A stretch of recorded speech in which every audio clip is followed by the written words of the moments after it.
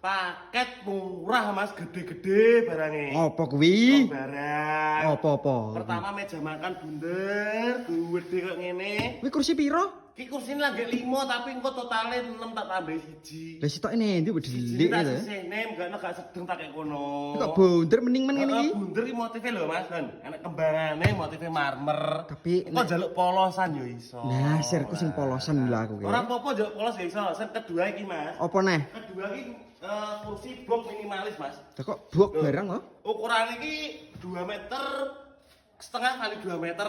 Lah kuwi wis komplit sak busane apa ora Komplit kuwi? kene bantal-bantale 1, 2, 3, 4, 5. Ya toh. jeneng iki. Komplit sak busane niki Mas. Empuk. Nah, Cocok iki. ya toh, nek lugu ke atas lho. Mejane full jati iki. Full kayak jati kabeh iki Mas. Barang loro iki piro? Barang loro ke murah Mas. Murah ki piro? 8 juta wis gratis ongkir Jawa Timur Jawa Tengah kok bayarnya COD setelah barang sampai.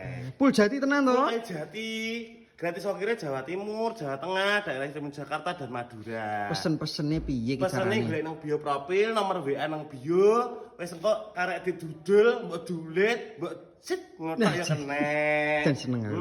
Wis ngono ae Mas, barang loro gede-gede, rego 8 juta gratis ongkir Jawa Timur Jawa Tengah. Matur nuwun.